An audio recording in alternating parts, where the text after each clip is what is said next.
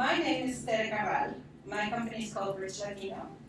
I've done this for a little bit over 10 years. Worked with Mary for a while on that hazardous waste campaign, and City of Seattle, Ecology, long list. And some private companies as a subcontractor as well, Cascadia, Pyramid, etc. I want to first talk a little bit about terms, because we talk about Latinos all over the place. We got together and we said, how are we going to refer to them? Are we Latinx, Hispanics, Latinos? We're very confused.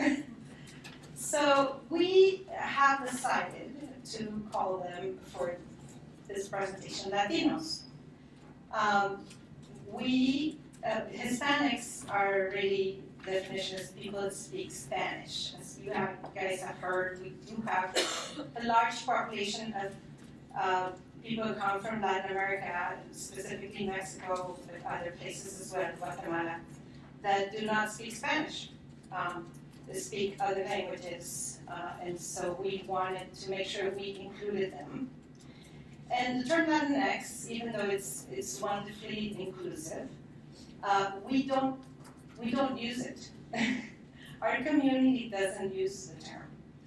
We don't feel attacked.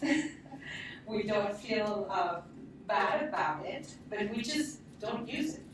But we know that it's about us, but we don't refer to each other as a Latinx person. We talk to each other as a Latino person. So I am going to cover two areas today. The first area, we're going to do a little bit of a deeper dive into the demographics of the Latino community in Washington State. And the second part is we're going to talk about market research. Some of the generals and some of the specifics. So I'll go as fast as you tell me to go, because we can cover it quickly and it can be a crash course and go into specifics really fast. Or we can take our time. So we'll start with demographics. And I hope none of this is a surprise for anybody. But we are the fastest growing minority, as Maria said. We are also the largest minority. So we are on our way to taking over. Not all counties is important. Not all counties are the same in terms of how our representation in counties. Very heavy Mexican origin. And this is important because of the Spanish language. And every country has their own way of speaking, just as different regions in the US, except Latin America is probably a more excessive way to differentiate the languages. So it's important that when you do marketing, you use somebody that understands the Mexican way of speaking. We call it the telenovela language, right?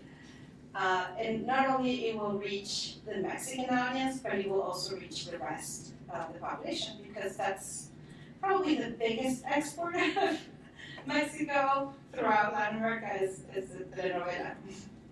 So they will at least understand what it means, what the language means. We are a very young population, especially deep in Washington State, and you'll see the numbers. It's important. And why is it important to know that we're young? Because it's important to know where to reach us, and how to reach us. We're highly digital, we use, especially the younger population, a lot of phones. We use chats, we use WhatsApp, we use Instagram.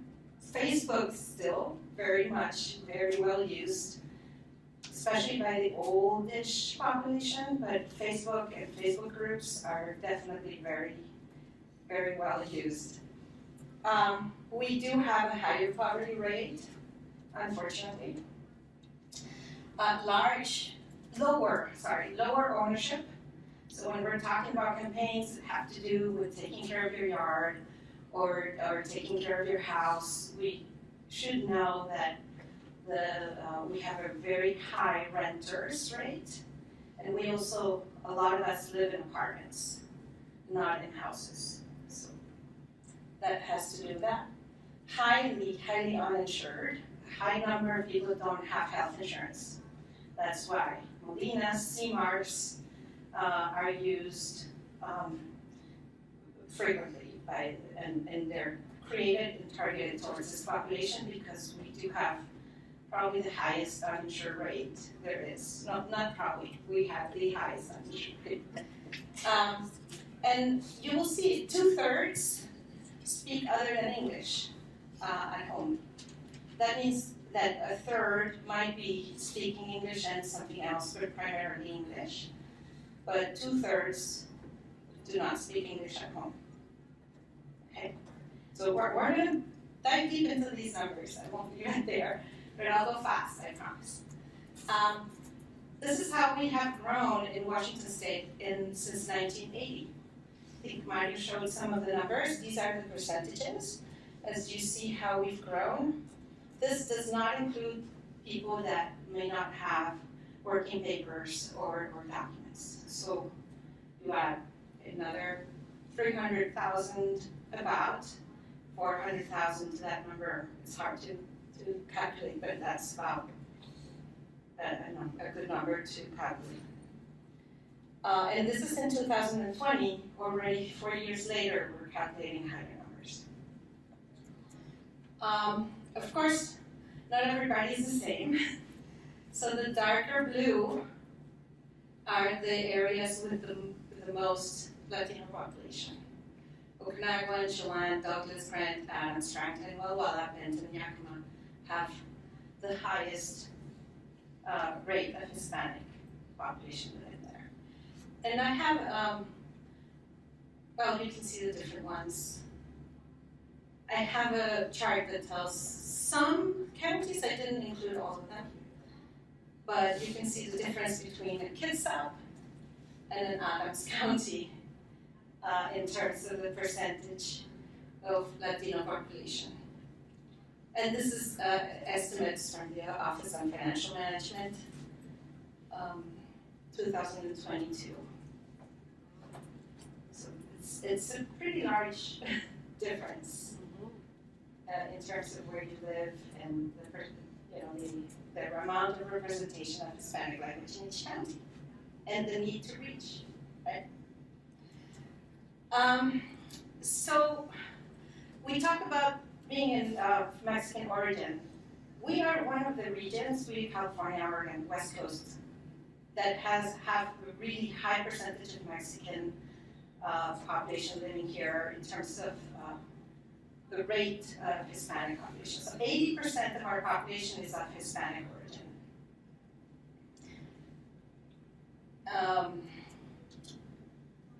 This is incredible. Our average age is 24 years.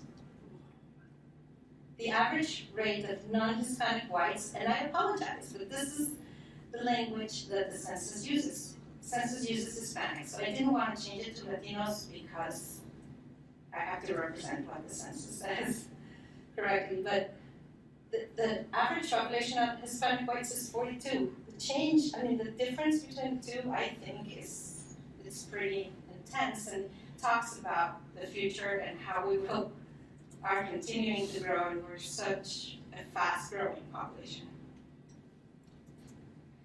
Talks a little bit about poverty, right? Our rate of poverty is 19%, is pretty high, but it's especially important to look at the poverty rate of young Hispanics or Latinos. 17 and under, a third of the 29% are below the poverty line. This is about homeownership. We talked about it and how it compares to non-Hispanic whites. So we're 42, non-Hispanic whites 66. Again, this is just Hispanics that have documents that fill up the census. This doesn't include people that wanted to stay within below the radar, which we have a lot. And those mostly will be non-homeowners, right? Because it's hard for them to get a loan, being able to get a house. And then the data below talks about health insurance. And we see how foreign-born Hispanics especially have 45% uninsured rate. Hispanics in general have 21%. When you look at non-Hispanic whites, the numbers are really low, 7%. So this is important. And sometimes the young Hispanics have a lower rate because they're covered by the state in most cases. So that's why that number is low. Language, this is the 2/3, 1/3, other than English spoken at home, and a third is English spoken at home. That is all. Any questions about demographics?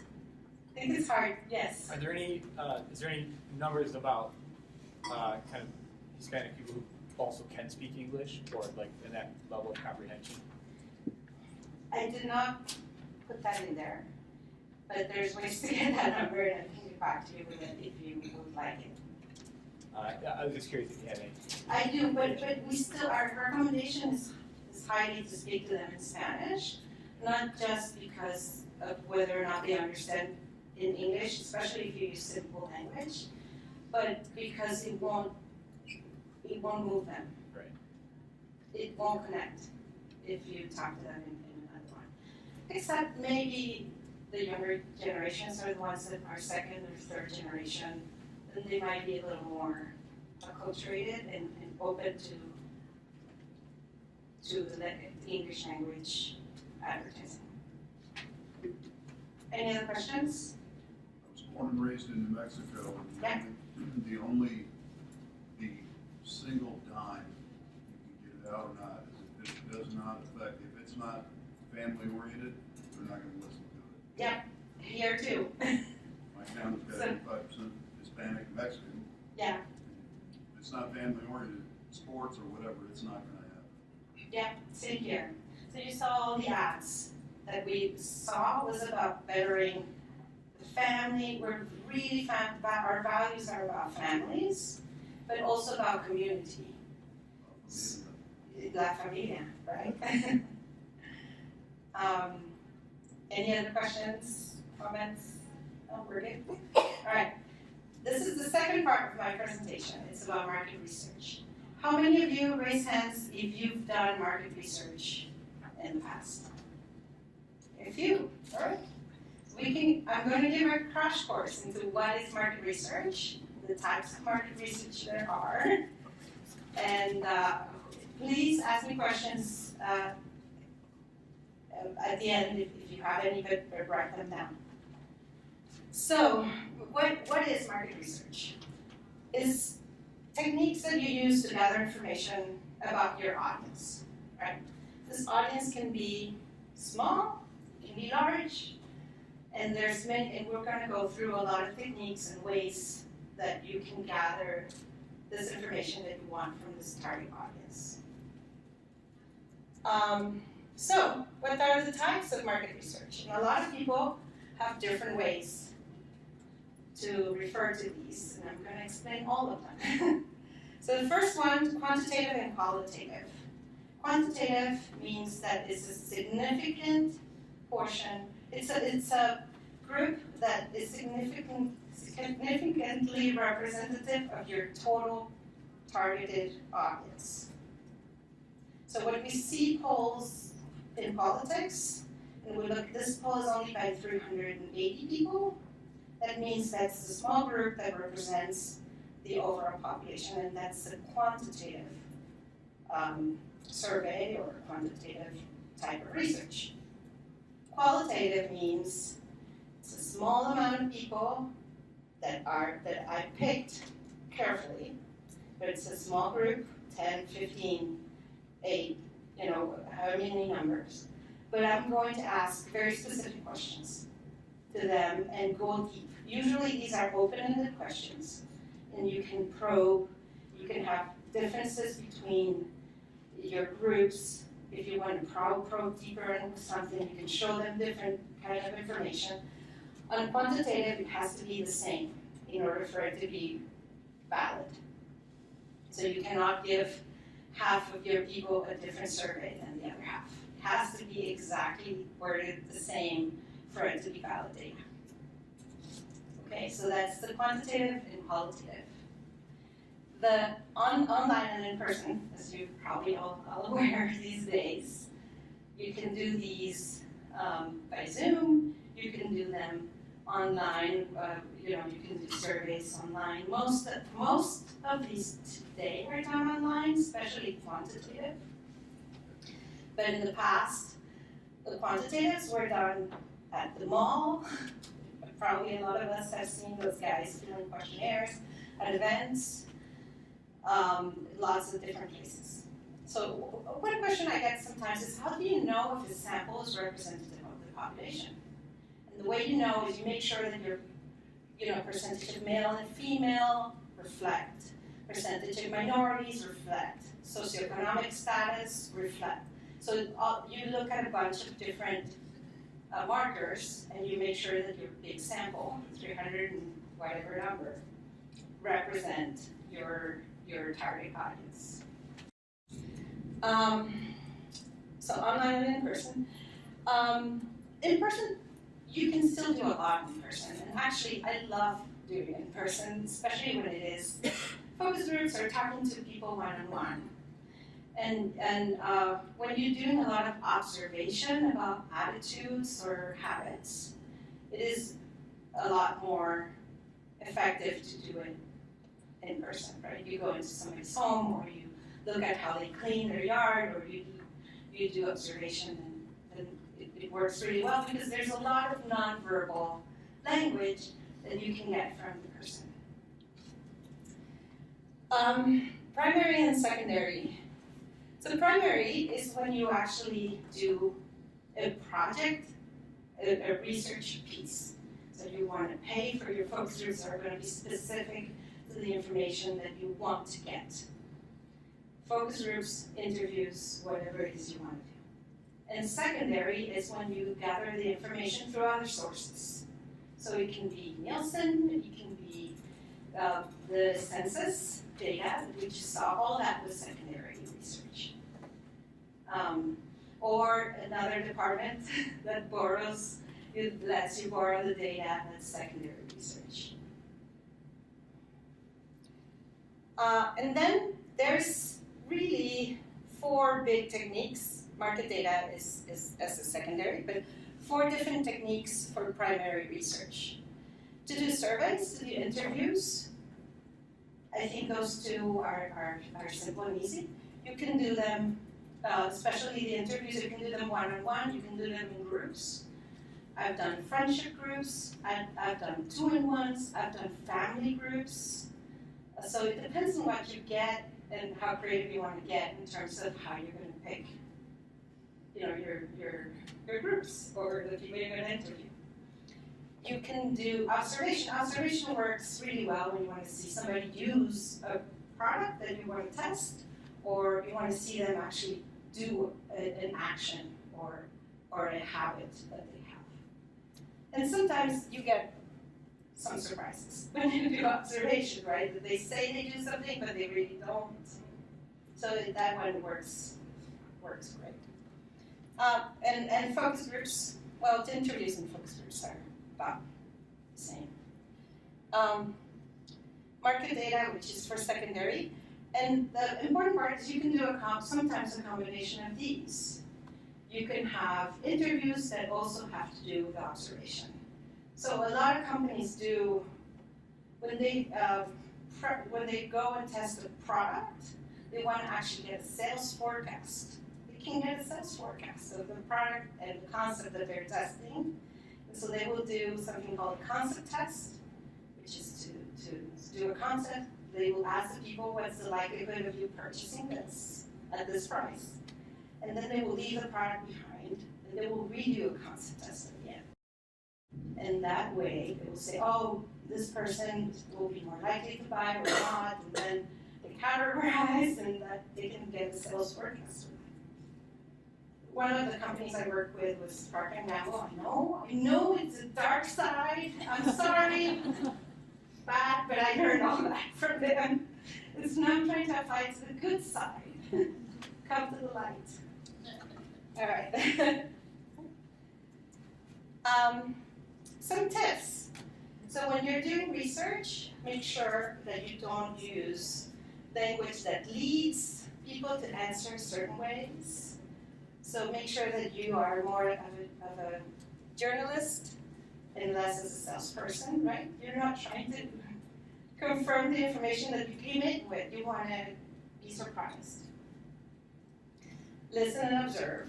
As I mentioned, a lot of the communication is done non-verbally, so observing how people answer, if they get nervous or not, it is important. Or sometimes shy people. They get excited and they talk a lot.